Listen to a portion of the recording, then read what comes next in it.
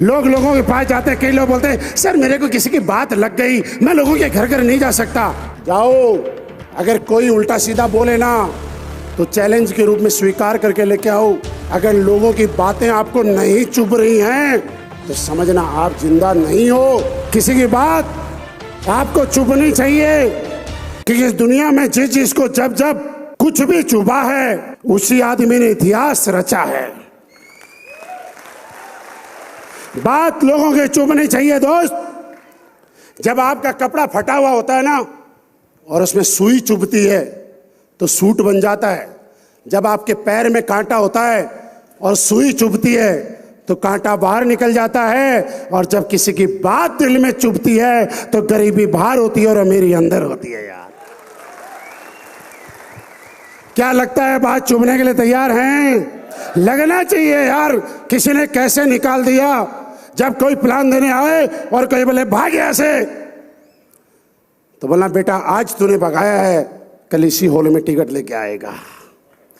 होता है ऐसा, क्योंकि दोस्त दुनिया आपके बारे में क्या बोलते इस बात से मतलब नहीं है। मतलब तो यह है कि दुनिया से आप अपने बारे में क्या बुलवाना चाहते हो। दुनिया उगते सूरज को सलाम करती थी, उगते सूरज को सलाम करती है और उगते सूरज को ही सलाम।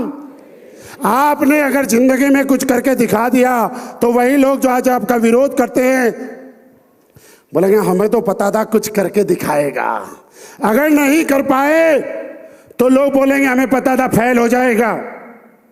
मेरे दोस्त, एक बार कमिटमेंट करना अपने आप से। जीवन में एक चीज बताना चाहता हूं, इस काम को करते हुए अगर कभी नेगेटिव होने का मन करे, कभी नेगेटिव मत होना। अगर फिर भी ना मानो तो एक डायरी लेना, उसमें लिखना नेगेटिव होने के फायदे और दूसरी साइड में लिखना पॉजिटिव रहने के फायदे। अगर आपको नेगेटिव होने का एक भी फायदा नजर आ जाए तो मुझे बता देना। नेगेटिव होने का एक फायदा आपको नजर आएगा और वो फायदा ये है कि ज्वाइन तो हमने भी किया था पर हुआ कुछ नहीं। लेकिन पॉजिटिव रहने का फायदा यह है कि आप मेरी तरह जैगुआर में आ सकते हैं, वेलार में आ सकते हैं और अपनी पसंद की 2 सीटर में भी आ सकते हैं। पॉजिटिव रहने का फायदा ये मेरे दोस्त, ये नहीं तो क्या, इसके अलावा, क्योंकि बाकी दुनिया में सबसे हर चीज में आपका टैलेंट का पैसा मिलता है। ये काम छोटा मोटा काम नहीं है। इस काम को कंपेयर करना आप किसी के साथ, राजनीति में जीतता है ना 5 साल तक सत्ता में रहता है, 5 साल के बाद अपने आप को जनता के सामने दोबारा ले जाना पड़ता है, अपने काम का हिसाब देना पड़ता है और गारंटी नहीं है 5 साल के बाद जनता दोबारा चुनेगी। बॉलीवुड का कोई हीरो और हीरोइन जब तक जवान रहता है तब तक वहां पे मौका मिलता है, बुढ़ापे में सबको मौका नहीं मिलता है। लेकिन एक बार अगर आपने नेटवर्क बना लिया, एक बार अगर आप डायमंड बन गए, ब्लैक डायमंड बन गए, तो मैं कहता हूं आप तो क्या, आपके बच्चे भी आपने जो परिवार तैयार किया इससे पैसे कमाएंगे। यार क्या ये परिवार बनाने के लिए तैयार हैं? नेगेटिव तो नहीं होंगे, किसी कोई भड़काए तो भटकेंगे तो नहीं। एक बात सोचना, आपके जैसा ही हूं। बहुत सारे लोग हैं जिनसे कम पढ़ा लिखा हूं, बहुत सारे लोग हैं जिनसे गरीब था, अब नहीं हूं, डाउट नहीं होना चाहिए, पहले था। बहुत सारे लोग हैं जिनका प्रोफाइल मेरे से पहले बहुत बड़ा था और आप भी जब मैंने शुरुआत किया था उस हिसाब से बहुत आगे हैं। लेकिन सोचिए यहां पे जितने स्टूडेंट बैठे हैं, बच्चे बैठे हैं, 18 साल, 20 साल, 25 साल वाले, मेरे दोस्त 3-4 साल में ऐसा आप क्या करने वाले हैं कि 4 साल के बाद आपके घर में पैसों की बरसात होने वाली है। कोविड आया था कुछ लोगों के लिए समस्या लेके और कुछ लोगों के लिए अपॉर्चुनिटी बन के। कुछ लोगों ने कोविड में पैसे कमाए, माल बनाया और कुछ लोग रो रहे हैं अब क्या होगा। नेगेटिव आदमी रोता है और पॉजिटिव आदमी रास्ते ढूंढता है। क्या कोविड के बाद आप लोगों का बिजनेस, हमारे लोगों का बिजनेस बढ़ा कि नहीं बढ़ा? सारे लोग बताना। बहुत सारे ऐसे बिजनेस हैं जो कोविड में शुरू हुए और आज बड़े पैसे कमा रहे हैं। बहुत सारे ऐसे काम हैं जो कोविड में शुरू हुए और बड़े पैसे कमा रहे हैं, क्योंकि उन लोगों ने कोविड को अपॉर्चुनिटी के रूप में लिया। और जो लोग ये सोचा करते थे कि कोविड के बाद में क्या होगा, वो आज घर बैठ गए सब। मेरे दोस्त, इस बिजनेस में आपका खोने के लिए क्या है? आप बाहर के बिजनेस से कंपेयर करते हैं, किसी का पेट्रोल पंप बहुत बढ़िया चल रहा है, अचानक से सरकार की कोई योजना आई और उसके पेट्रोल पंप के आगे से फ्लाईओवर निकल गया, फिर क्या होता है? उसके पेट्रोल पंप की सेल 90% से डाउन हो जाती है। कोई होटल, कोई ढाबा, कोई रेस्टोरेंट बहुत बढ़िया चलता है आपके जयपुर दिल्ली हाईवे पे, अजमेर हाईवे पे। अगर कभी सरकार की कोई ऐसी योजना आई कि उसके आगे से हाईवे निकल गया, उसकी सेल रातों रात खत्म हो जाती है। मेरे दोस्त, एक बार यहां पे अगर मेहनत करी और आपने अपना नेटवर्क तैयार किया तो आपकी सेल कभी डाउन नहीं होने वाली। लोग बोले कि जोड़ने का बिजनेस है, हाँ जोड़ने का ही तो बिजनेस है, तोड़ने का काम नहीं करते हम। और हम ही जोड़ने का काम थोड़े करते हैं। एयरटेल वाला जोड़ रहा है, LIC वाला जोड़ रहा है, SBI वाला जोड़ रहा है, HDFC वाला जोड़ रहा है, मारुति वाला जोड़ रहा है, बीजेपी वाला जोड़ रहा है, कांग्रेस वाला जोड़ रहा है। जब ये सारे लोग जोड़ जोड़ के पैसे कमा सकते हैं तो हम लोगों को जोड़ जोड़ के पैसे क्यों नहीं कमा सकते यार? बस अपने आप को कभी कमजोर मत समझना। आपको एक विचार लाना होगा अपने दिमाग में कि आज के बाद अगर इस दुनिया में कोई सबसे ताकतवर आदमी है और कोई यहां पे कर सकता है तो वो आप हैं, आपके अलावा कोई नहीं है।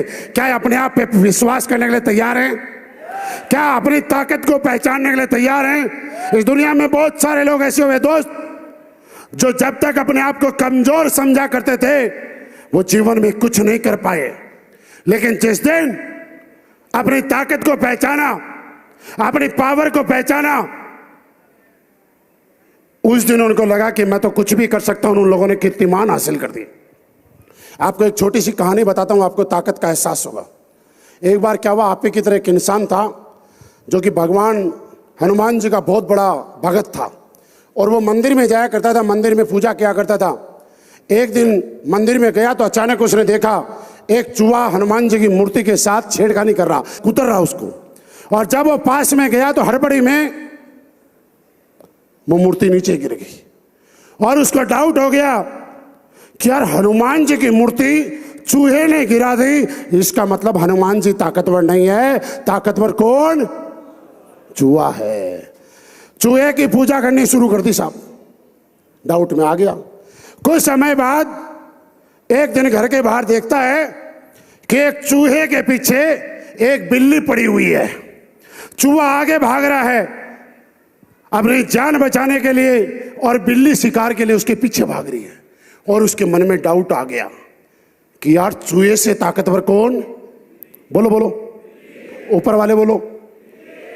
और अगले दिन से दीपक लेके, मोमबत्ती लेके, सारी अगरबत्ती लेके और बिल्ली की पूजा।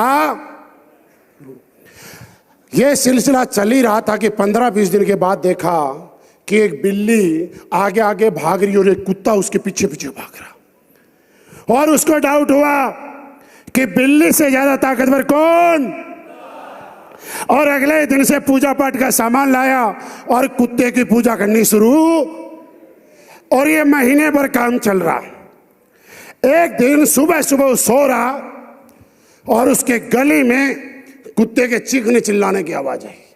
तो उसने देखा कि उसकी अपनी बीवी एक मोटा डंडा लेके कुत्ते के पीछे पीछे भाग रही है और उसके डंडे मार रही है।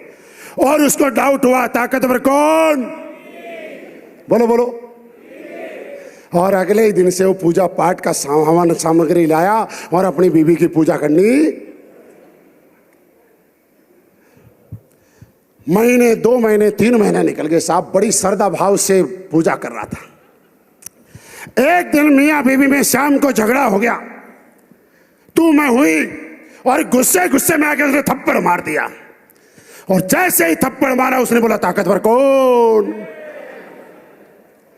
मेरे दोस्त, एक इंसान इस दुनिया में सबसे ताकतवर है और वो दूसरों को ताकतवर मानता है। कभी बिल्ली को, कभी चूहे को, कभी कुत्ते को और कभी जैसा आप मानते हैं। मेरे दोस्त, हर आदमी ताकतवर है। मैं कहना चाहता हूं कि कभी हम अपलाइन को ताकतवर मानते हैं, कभी डाउनलाइन को ताकतवर मानते हैं, लेकिन वास्तव में सबसे ज्यादा ताकतवर कौन? सबसे ज्यादा ताकतवर कौन? अपनी ताकत को समझना पड़ेगा। समझने के तैयार हैं? और आज ये कसम खानी पड़ेगी, कमिटमेंट करना पड़ेगा कि आज तक मेरे परिवार में जो किसी ने नहीं किया वो मैं करके दिखाऊंगा। क्या ये कसम खाने के लिए तैयार हैं? अपने परिवार का इतिहास बनाने के लिए तैयार हैं?